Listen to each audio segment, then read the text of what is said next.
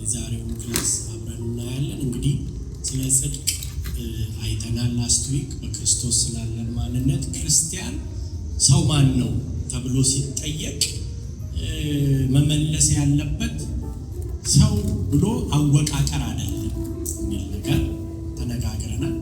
ስለዚህ ሰው ማን ነው ተብሎ ሲጠየቅ ሰው በክርስቶስ ያለው ሌጋል ስታንድ ነው ማውራት ያለበት።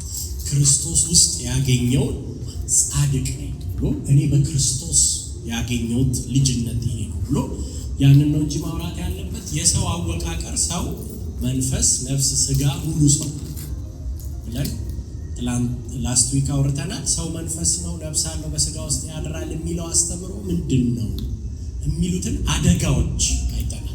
አገላለጹ ሮንግ፣ አማርኛ አጠቃቀሙ ችግር ላይኖርበት ይችል ይሆናል።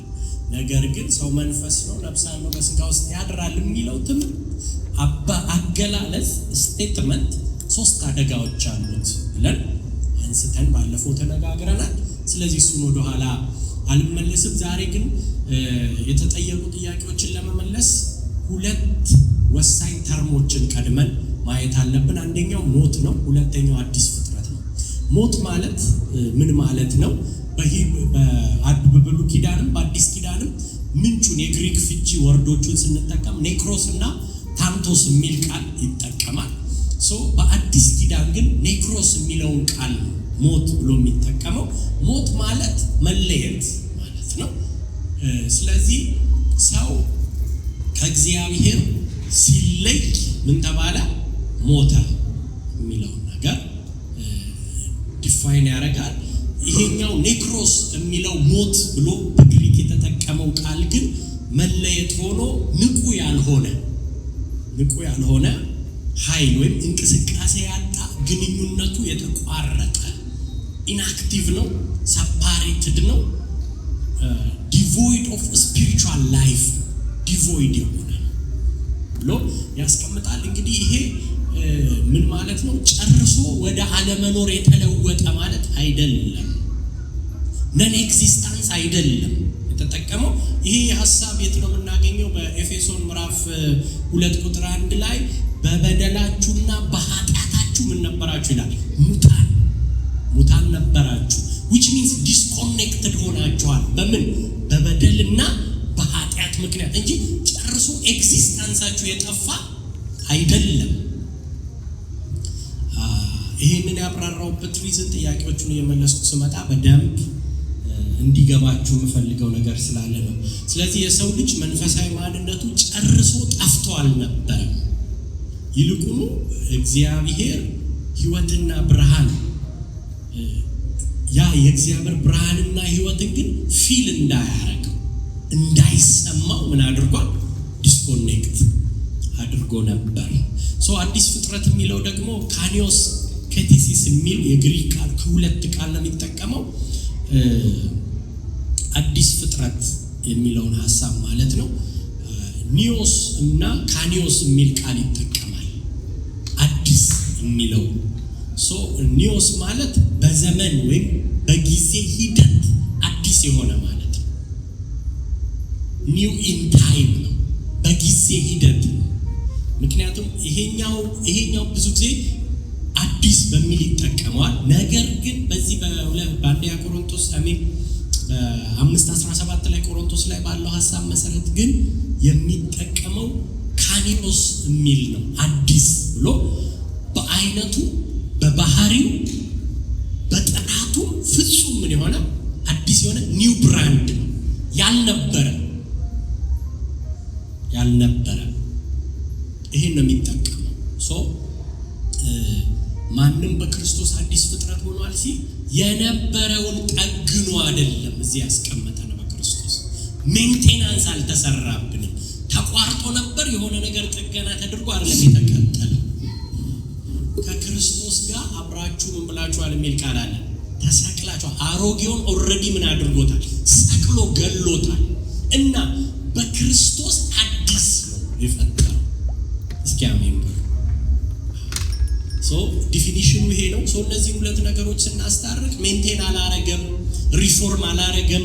እግዚአብሔር ሰውን ሲያድሰው አሮጌ የወደቀውን አዳም ይሄ ኦልድ ባህሪ ኔቸሩን አድሶት ጠግኖት አልቀባባውም። የወደቀውን አዳም ሊጠገን በማይችል መልኩ ከክርስቶስ ጋር በመስቀል ምን አድርጎታል? አብሮ ሰቅሎታል። ሮሜ 6:6 ይሄንን ነው የሚያወራው። ተሰቅሏል። የሞተ ጉዳይ በተሰቀለ ጉዳይ ትጨቃጨቃላችሁ፣ በሞተ ጉዳይ ታወራላችሁ። አሮጌው እንደዛ ሆኗል። እና ሁለተኛውስ ፍጹም አዲስ ህይወት ደግሞ ተዘርቶብናል። ልክ ክርስቶስ ኢየሱስን እንደ ግል አዳኛችን ስንቀበል የተወገደው አሮጌው አዳም፣ የሞተው ከእግዚአብሔር የተለየው አሮጌው ማንነታችን ነው። የመጣውስ እግዚአብሔር በውስጣችን ፍጹም አዲስ መለኮታዊ ህይወት ዞዊ ብለን የምንለው ህይወት ነው የተከለብን። ኒው ብራንድ ነው። የሆነ ቦታ ተቀምጦ የቆየ አይደለም የመጣው። ለዚህ ነው አንደኛ ጴጥሮስ ምዕራፍ 1 ቁጥር 23 ላይ ዳግመኛ የተወለዳችሁት ምን ከማይል ዘር ነው ይላል። ከማይጠፋ ወይም ከማይበላሽ ዘር ነው። ሊበላሽ አይችልም። አዲስ ነው። ሊጠፋም ደግሞ የሚችል አይደለም። ዞዊ የሚለው ቃል ታውቃላችሁ አይደለ? የግሪክ ቃል ነው። ህይወት ነው። የምን አይነት ህይወት? የእግዚአብሔር ህይወት፣ ሊሞት የማይችል ህይወት፣ የሚበዛ ህይወት፣ አዲስ ህይወት፣ ሞት የማያውቀው ማለት ነው። የክብር ህይወት፣ እውነተኛ ህይወት። በጣም ብዙ አይነት ሚኒንግ ነው ያለው። ግን ምንድነው? ህይወት ነው። የእግዚአብሔር አይነት ህይወት። ኢየሱስ ጌታ ነው። ስለዚህ አዲስ ፍጥረት የሆነው በእንዲህ አይነት መልኩ ነው። ሁለተኛ ጴጥሮስ 1:4 ላይ በመለኮታዊ ባህሪ ተካፋይ እንድትሆኑ ይላል። አዲስ ነው። ኒው ብራንድ ነው። ማንም በክርስቶስ ቢሆን አሮጌው ምን ሆነ? አልፏል፣ ተደምስሷል፣ ተሰቅሏል። ኢየሱስ ጌታ ነው። ታዲያ ይሄ የነበረው የሰው አወቃቀር ምንድነው የሆነው ብለን ስናስብ የሰው ልጅ መንፈስ፣ ነፍስ፣ ስጋ ሆል ፐርሰን ከሶስቱ ኮምፖነንት የተዋቀረ ፐርሰን ነው። ከሶስቱ ኮምፖነንት የተዋቀረ ፐርሰን ነው። የሰው መንፈስ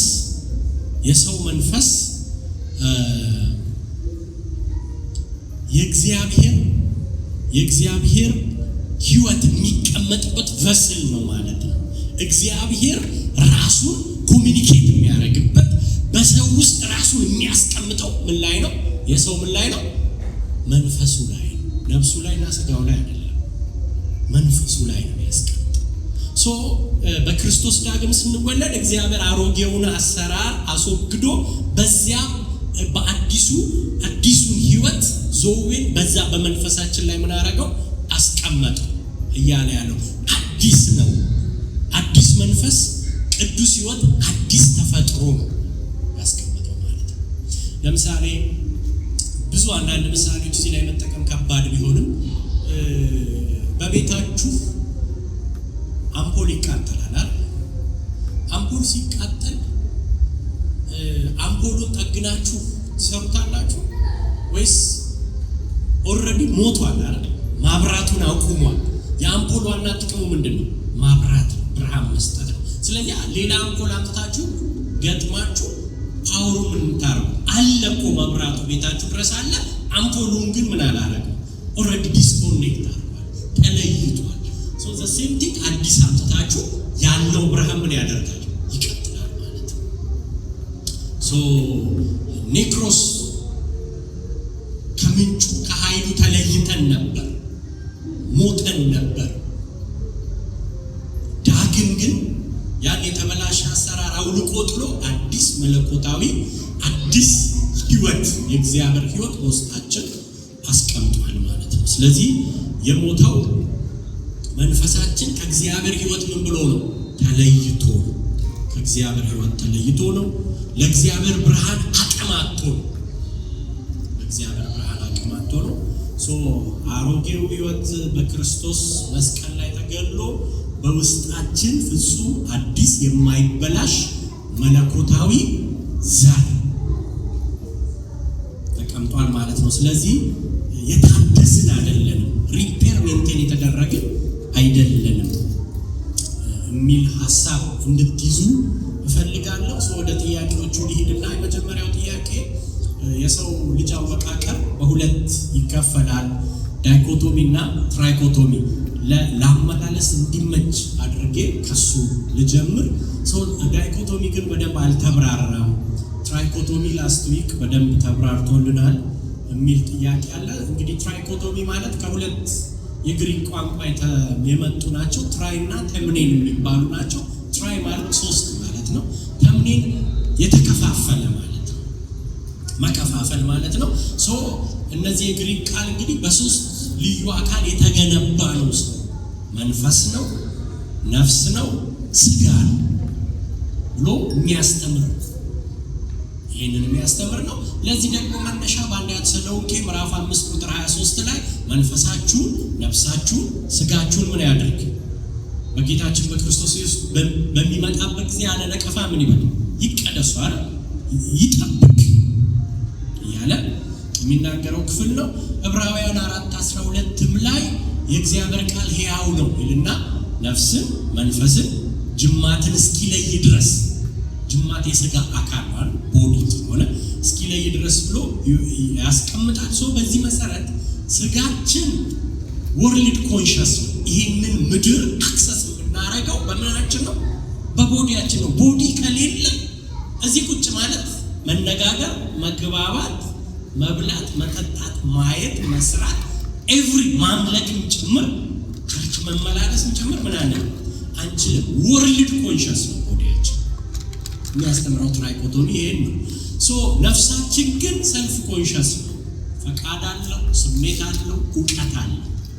ሰልፍ ኮንሽስ እናዝናለን፣ እንደሰታለን። ቦዲያችን ይሄኛው ፊዚካሉን ዓለም ኮሚኒኬት ያደርግ እንጂ ቦዲያችን ውስጥ ሆኖ ሰልፍ ኮንሽሱን ኦፕሬት የሚያደርገው ነፍስ ብሎ ያስተምራል። ስለ መንፈስ ሲመጣ ደግሞ ጋድ ኮንሽስ ነው። ባለፈው ጋድ ኦሪየንትድ ነው ስፒሪታችን። መንፈሳችን ከማን ጋር ነው ኮሚኒኬት ሁሌ የሚያደርገው? ከእግዚአብሔር ጋር። መንፈሳዊ ዓለም ነው አክሰስ የሚያደርገው። ከመንፈሳዊ ዓለም ውጭ አክሰስ ሊያደርግ አይችልም መንፈሳችን የሚል ሐሳብ ያስተምራል። ዳይኮቶሚ ሁለትዮሽ እይታ ነው ያለው። ዳይኮቶሚ ነገሮችን በሁለት ይከፍላል። ማቴሪያል አስፔክት እና ነን ማቴሪያል አስፔክት ብሎ ይከፍላል። ቦዲያችን ማቴሪያል አስፔክት ነው፣ ፊዚካሉን ኮሚኒኬት ያደርጋል ይላል።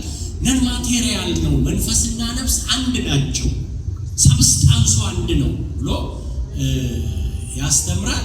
ለዚህ ደግሞ እንደ ጥቅስ የሚያነሱት ዘፍጥረት ምዕራፍ 2 ቁጥር 7 ላይ እግዚአብሔር አምላክ ሰውን ከምድር አፈር አበጀው፣ ሕያው እስትንፋስ ምን አለበት ሕያው ነፍስ ሆነ ነው። ስለዚህ አፈር ሲደመር የሕይወት እስትንፋስ ሕያው ሰው ነው የሚል ነገር ያቀርባሉ። ማቴዎስ 10:28 ላይ ኢየሱስ ራሱ ስጋን የሚገድሉትን ነፍስን ግን መግደል የማይችሉትን ምን አትበሉ አትፍሩ ያለበትንም ሐሳብ ያነሳሉ። ጌታ ኢየሱስ በሁለት ከፍሎታል ብለው ያስቀምጣሉ። እንግዲህ የተለያዩ የስነ መለኮት ምሁራኖችን ይሄን ነገር ያነሳሉ።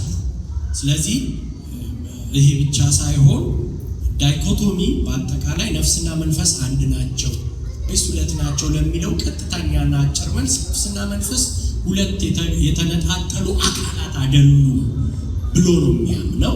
እና ምንድናቸው? ነፍስን መንፈስን የውስጥን ማንነት ኤክስፕረስ የሚያደርጉ ኢንተርቼንጀብል ናቸው ብሎ ነው የሚያምነው። እኛ እንደ ቤተ ክርስቲያን የምናምነው ትራይኮቶሚ ነው። የሰው ልጅ መንፈስ፣ ነፍስ፣ ስጋ አለው ብለን ነው የምናምነው። እንደ ባላይ ምረው እንደው ትንሽ ጠንካራ አድርገን ገፋ አድርገን ብንሄድ ከትራይኮቶሚ ጋር ሊጋጭ የሚችል አይደለም። ጨመርን እንጂ ላይ አልቀነስም። ስለዚህ የሰውን ማንነት የበለጠ ሊያብራራልን በሚችል መልኩ እናስቀምጠዋለን። እና ነፍስና መንፈስ ሲል ግን ምን ማለት ነው ትራይኮቶሚ ላይ የሚለውን ሐሳብ እቺን ተናግሬ ለነፍስ ለምሳሌ ጅማትን እስኪለይ ድረስ የሚልባቸው ክፍሎች አሉ አይደል? ዕብራውያን 4:12 የእግዚአብሔር ቃል ሕያው ነውና ነፍስን መንፈስንና ጅማትን እስኪለይ ድረስ ይወጋል ይላል። እነዚህ ጅማት ሶስት ወይም ሁለቱን የሥጋ ክፍሎች ናቸው። ሁለቱ የተለያዩ አካል አይደሉም። በኮምፖነንት ደረጃ ሁለቱም ነፍስም መንፈስም ተመሳሳይ ናቸው፣ የማይታዩ ናቸው። ፊዚካሊ ሊዳሰሱ የሚችሉ አይደሉም። ስለዚህ የእግዚአብሔር ቃል ነፍስና መንፈስን ሲለይ ሲል በውስጥ በእኛ በሰው ውስጥ ያለው ማንነት ይሄ ስጋዊና ምድራዊ ሰይፍ ልከን የሆነ ነገር እንደምንሰነጥቀው ይሰነጥቃል እያለ ሳይሆን የመንፈስን ሐሳብና በእኔና በእናንተ ውስጥ ያለው የመንፈስን ሐሳብና የስጋን ሐሳብ ምን ያደርጋል? ይለያል። ስክሪን ማድረግ ይችላል። ኮንሴፕቱ እንጂ እንደዚህ በሰይፍ አንጥቶ እንደሚቆርጥ እንደ አካል ይከፍላል ማለት አይደለም። በውስጣችን በሰው ውስጥ ያለው የመንፈስ ሐሳብ እንዲሁም ደግሞ የስጋ ሐሳብ ማለት ነው። ስለዚህ ዳይኮቶሚ በዚህ መልኩ ነውና መንፈስ ወዲያው ዳግም ተወልዷል፣ ነፍስ እየታደሰች ነው፣ ስጋ ደግሞ በትንሣኤ ቀን ይለወጣል ከሚለው ሐሳብ አንፃር ስናይ ነፍስና መንፈስን ስናስብ መንፈስ ይባላል ብሎ ማስቀመጥ ይቻላል ብለን እንደ ክርስቲያን አናምንም። እኛ አእምሮ፣ ስሜት፣ ፈቃድ ደግሞ ነፍስ ይባላል። መንፈስ ግን እግዚአብሔርን የምናወድስበት እግዚአብሔርን የምናመልክበት ነው። ሁለቱ የአንድ ወጥ ማንነት ገጽታ አላቸው። የማይታዩ ናቸው፣ የውስጥ ናቸው። ነገር ግን መንፈስ ከእግዚአብሔር ጋር ኮሚኒኬት የሚያደርግ ነው። ነፍስ ደግሞ እውቀታችንን፣ ፈቃዳችንን፣ ስሜታችንን ኤክስፕሌን የሚያደርግ ነው የሚል ነው። ሁለተኛው ጥያቄ ሰው ነፍስ፣ መንፈስ፣ ስጋ the ፐርሰን ነው ካለ ዳግም ሲወለድ የዳነው የትኛው አካላችን? ሙሉ ማንነታችን ነው የዳነው ወይስ ከሶስቱ ኮምፖነንት አንዱ ብቻ ነው የዳነው? ጎዶሎ ነው ግማሽ መዳን ነው የዳነው ወይስ ሙሉ መዳን ነው የዳነው የሚል ነው። ለዚህ አጭር መልስ ከማብራራቴ በፊት ሰው የዳነው ሙሉ ማንነቱ ምን አልኩኝ? ሰው የዳነው ሙሉ ማንነቱ። ነገር ግን የመዳናችን ሙላት የሚገለጥበት ደረጃዎች አሉት። ሰው በክርስቶስ ኢየሱስ አምኖ ጌታን ሲቀበል መጀመሪያ ኢሚዲየትሊ መንፈሱ ምን ያደርጋል? ይድናል። ለምን? መንፈሱ ምን የሚያደርግበት ነው ብለን አልቀደም። ጋድ ኮንሽስ ኮሚኒኬት የተለየው አዳም ከእግዚአብሔር የተለየው በምንድን ነው? በመንፈስ ነው አይደል? ዲስኮኔክት ያደረገ ምድር ላይ ምን ያደርግ ነበር? ከዛ ረጅም ዓመት ኖሯል። በመንፈስ ነው ከእግዚአብሔር ጋር ነው ኮሚኒኬሽኑ ምን ያለው የቆመው ሞተ የተባለው። ስለዚህ ሰው ኢሚዲየትሊ በክርስቶስ ኢየሱስ ያጣውን ነገር ያስመለሰው መንፈሱን ሄዳል፣ ድኗል። እየዳነ አይደለም። ምን ብሏል? እስኪ ድኛለሁ በለው። ድኗል። ድኛለሁ በለው። ግዴላችሁ ኦልሬዲ ድኗል። ግማሽ ሰው የሚባል ነገር የለም። መንፈሳችን ኢሚዲየትሊ ሲድን ሙሉ ማንነታችን ምን ብሏል? ድኗል። ለምሳሌ አይናችን ታሞ ብትጠየቁ ምንድን ነው የምትሉት? አይኔን አሞኛል ማለት ነው የምትሉት? አይኔ ታሟል ለብቻው ትላላችሁ? አይናችሁ ሲድን ዳንኩኝ ነው የምትሉት? አይነ ዳነ የእናንተ ማለት የሆነ ነገራችሁ ሲታመም ሆል ነው የሚታመመው። አሁን ሲድንስ አብሮ ነው የሚድን። ኤቭሪ ነገር ይረብሻችኋል። ትንሿ ነገር ሙሉ ቀናችሁን በሙሉ ስሜታችሁን በሙሉ አስተሳሰባችሁ ኤቭሪ ነገራችሁን ኢንተራፕት ያደርጋል። ስለዚህ የዳነው ሙሉ ማንነታችን ነው። ኢሚዲየትሊ የዳነው መንፈሳችን ነው። መንፈሳችን ድኖ 100% ነው የዳነው በክርስቶስ ኢየሱስ ጽድቅ የተሰጠን በእዛ ጋር ያለቀ ነው። ደግመን ምን አንለው አናሻሽለው። እዚህ ቤተ ክርስቲያን ያለቀ ነገር ነው የምንደግመው። አዲስ ነገር የለም። ያለቀ ነገር ነው። ኢየሱስ የጨረሰው ነው መልሰን የምናወራው። ማጂክ ቤት አይደለም። ትሪት አናሳያችሁ። ደጋግመን የምናወራው እሱ። ስለዚህ መንፈሳችን ድኗል፣ ጸድቋል። እግዚአብሔር በክርስቶስ በማመናችን ምክንያት በሕግ ፊት ጻድቅ ብሎ ሌጋል ስታንድን የሰጠን ሊቀየር አይችልም። ማንም ምንም አድርጎ ከዚህ በኋላ ሊቀይረው አይችልም። እናንተም ልትቀይሩት አትችሉም። ከእናንተ የተነሳ አይደለም አይመጣም። ስለዚህ ጸድቀናል።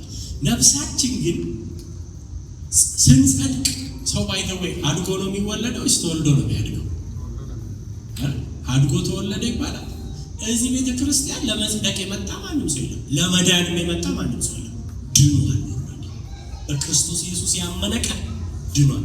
ሲድን ኦልሬዲ ተወልዷል። የተወለደ ልጅ ግን በአንድ አባባ መሆን ይችላል? ስለዚህ ተወልዷል ብለን ልጅ ነው ብቻ ብለን መጨረስ እንችላለን? ሙሉ ሰው ነው ማለት እንችላለን? that's the point። ስለዚህ የተወለደ ልጅ ለመወለዱ ተወልዶ 100% እርግጠኛ ነን። ሙሉ ሰው ነው ግን አይደለም። ዳዴ ይላል፣ ብዙ ፕሮሰስ አለ። ነፍሳችን መዳንና እድገት የሚለያዩ ነገሮች አሉ። መወለድ ማለት ነው መዳን አይደል? አዲስ ፍጥረት ነው የሆነው። እንዳት ዳግም መወለድ አይደል? ዳግም የተወለደ ነው። ስለዚህ ነፍሳችን ግን ሳንቲፋይ የሆነች ትሄዳለች ኤቭሪ ዴይ። አጁ እመጣለሁ በኋላ አንዳንድ ፊሎች ስጋችንስ ወደፊት ግሎሪፋይ ደግሞ ሆኖ ይድናል። which means ይጠናቀቃል። መዳኑ መቼ ነው የሚያልቀው? ስጋችን የሚበሰብሰው ወድቆ ምን ሲለብስ የማይበሰብሰው ኢየሱስ ክርስቶስ ድጋሚ ያቆመ አይደለም፣ የተረጋገጠ ግን ነው። ማንም ሊቀይረው ግን የማይችል ነው። ኢየሱስ ጌታ። ስለዚህ አእምሯችን፣ ስሜታችን፣ ፈቃዳችን በየቀኑ በእግዚአብሔር ቃል እየታደሰ እያደገ የሚሄድበት ሂደት ነው። ሮሜ 12:2 ላይ፣ አንደኛ ጴጥሮስ 1:9 ላይ ይህንን እናያለን። ለነፍሳችን ስጋችን ደግሞ ወደፊት የሚሆንበት ነው። እኛ በደሙ የተዋጀ ሙሉ ሰው ነን። የዳነው ሙሉ ማንነታችን፣ መንፈሳችን ኢሚዲየትሊ ሲድን የዳነው ሙሉ ማንነታችን ነው ማለት ነው። ስለዚህ የመዳን ውጤት በመንፈስ ተጀምሮ በነፍስ በኩል ምን ያደርጋል? ሳንቲፋይ የሆነ እያደገ ይሄዳል። መጨረሻ ላይ የስጋችን ምን ይሆናል? መለወጥ፣ ግሎሪፊኬሽን ይሆናል ማለት ነው። ኢየሱስ ጌታ ነው። ስለዚህ ስጋችን ባይዘው ባለፈው ሰው መንፈስ ነው ነፍስ አለው በስጋ ውስጥ ያድራል የሚለው ትምህርት አንዱ አደጋ ስጋ መጥፎ ነው። ይሄ ባይዘው ይሄ ትምህርት አሁን እዚህ ሲል ላይ መጣ ሳይሆን አንዳንድ መጽሐፍ ቅዱሶች አንዳንድ ክፍሎች ስፔሻሊ አንደኛ ዮሐንስ፣ ሁለተኛ ዮሐንስ የተጻፉበት ምክንያት ዮሐንስ ፐርፐዝሊ የጻፈበት ምክንያት ኢንቴንሽናል የጻፈበት ምክንያት ኖስቲሲዝም የሚባል ትምህርት ተነስቶ በዛ ጊዜ ስጋ ምንድነው? ጥቅም የለውም፣ መጥፎ ነው፣ መንፈስ ንጹህ ነው የሚል አስተምሮ መጥቶ ያንን ለመቃወም የተጻፉ መልእክቶች ናቸው። ስለዚህ ዛሬ መጣ አይደለም። ስለዚህ ሰው መንፈስ ነው የሚለውን ቤዝ አድርገን ነፍስ አለው በስጋ ውስጥ ያድራል ካልን የሰው ኮምፖነንት እኔ ፐርሰናሊ ምናምን አለው እንኳን እግዚአብሔር ወርዶ አፈር ነክቶ ኢየሱስ እኮ አፈር ነክቶ ምራቅ አድርጎ አይን ሰርቷል። አልሰራም ብሎ ጉድጓዱን አይናር እግዚአብሔር ወርዶ ከአፈር ያበጀውን ነገር እኔ እግዚአብሔር እስከነካው ድረስ ልዩነት አለው ብያለሁ። እኩል ነው ቫልዩአቸው ብዬ ነው። ፋንክሽናቸው ግን ሊለያይ ይችላል። በጣም መጠንቀቅ አለባቸው። እግዚአብሔር አስቦ ካልኩሌሽን ሰርቶ ፐርፐዝ አድርጎ ወርዶ ከምድር አፈር አበጀው የሚለው ቃል የተጻፈበትን ቃል እኛ ብዙ እዚህ ላይ ባንል ጥሩ እንለፋስ ግን ለማለት የፈለኩት ገብቶኛል። የዳነው ምናችን ነው? መንፈሳችን በኩል ሆኖ ሙሉ ማንነታችን ነው። ሰው ዳግም ተወልዷል ሲባል ከእግዚአብሔር የተወለደው ምናችን ነው? ዳግም የተወለደው ሰውስ ማን ነው የሚል ሶስተኛ ጥያቄም ተመሳሳይ አይነት ነገር ያለው ሐሳብ ነው። እንዳልኳችሁ የዳነው መንፈሳችን ጌታ ኢየሱስ በዮሐንስ ምዕራፍ 3:6 ላይ ከስጋ የተወለደ ምንድነው አለ? ስጋ ነው። ከመንፈስ ግን የተወለደ መንፈስ ነው። እና ይሄን ሐሳብ ሲል እኔ የተወለደው ሙሉ ማንነቴ አይደለም መንፈሴ ብቻ ግማሽ ነው የዳንኩት የሚባል ትርጉም የለም። ስለዚህ ሰው መንፈስ፣ ነፍስ፣ ስጋ ነው ብለን ስናስቀምጥ መንፈሱ ኢሚዲየትሊ ሲድን ሙሉ ማንነቱ ምን አድርጓል? ድኗል። አዲስ ፍጥረት የሚል የሰማያዊ መታወቂያ አግኝቷል። ማንም በክርስቶስ ቢሆን አዲስ ፍጥረት ነው የተባለው ሰው ነው እንጂ መንፈስ ለብቻው ለመንፈስ አይደለም የተባለው። ሰው ደግሞ የሶስቱ ውቅር ብለን ባለፈው ተነጋግረናል።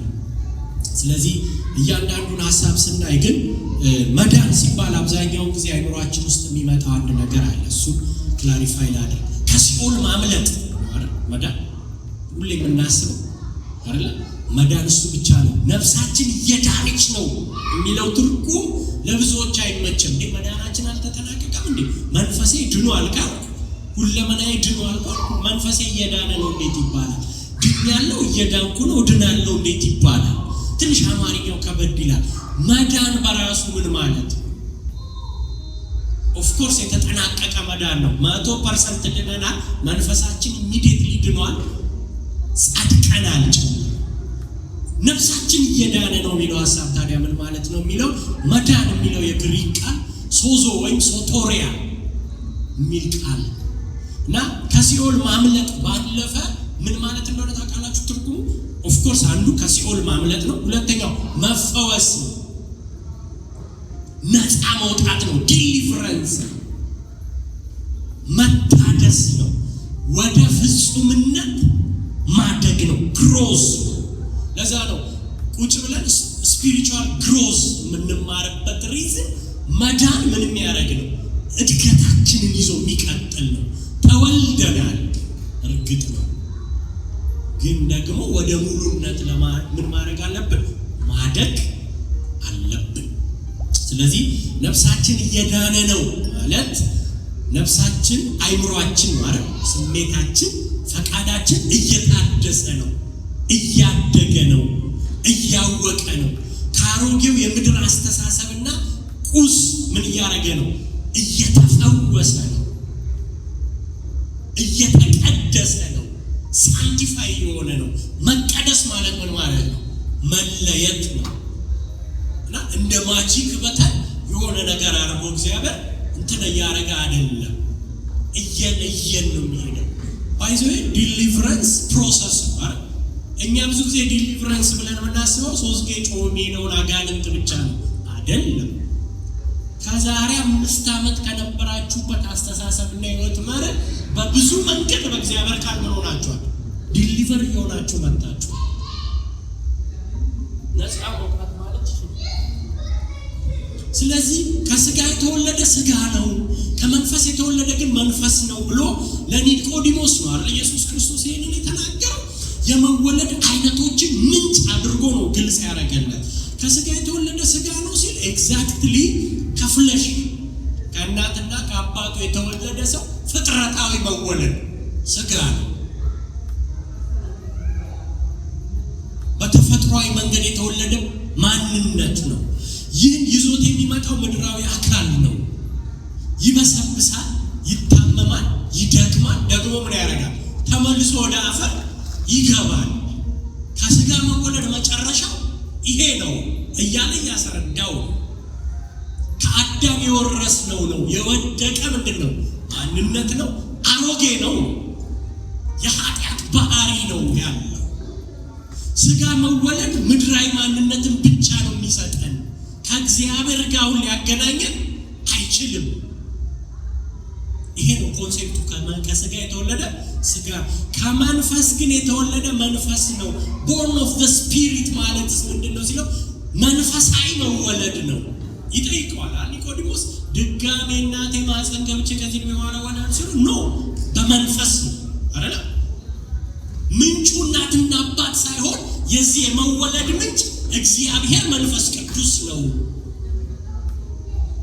በመንፈስ የሚሆን መወለድ ነው። እና የተወለደው ምናችን ነው?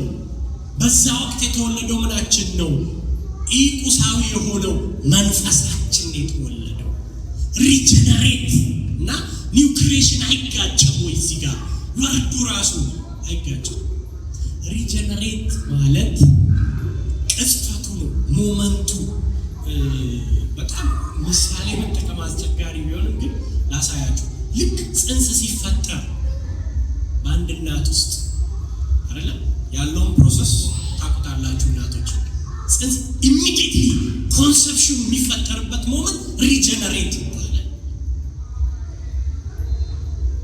ከዛስ አዲስ ፍጥረት የሚለው ግን ለሙሉ ማንነቱ ግን ምንድነው ይላል። ከዛ ኮንሰፕሽኑ ውስጥ አድጎ 9 ወር ቆይቶ ምን ያደርጋል? ይወለዳል አይደል? ከ9 ወር በፊት ነው ግን ምን ያለው የተፈጠረው። ሪጀነሬት ያደረገው ከፈርስት ዴይ ነው። 9 ወር ሙሉ ውስጥ ቆይቶ ግን ሲወለድ ኒው በርዝ ነው። ምንድነው? አዲስ ፍጥረት ነው። መንፈሳችን ነው ዳግም ምን ያደረገው የተወለደው። እስኪ አሜን በሉ። መንፈሳችን ነው። ይህ ምንም የሚያሳስት አይደለም። በመንፈስ ቅዱስ አሰራር በውስጣችን ፍጹም አዲስ የህይወት መንፈስና የመለኮት ባህሪ ተካፋይ የሆነው መንፈሳችን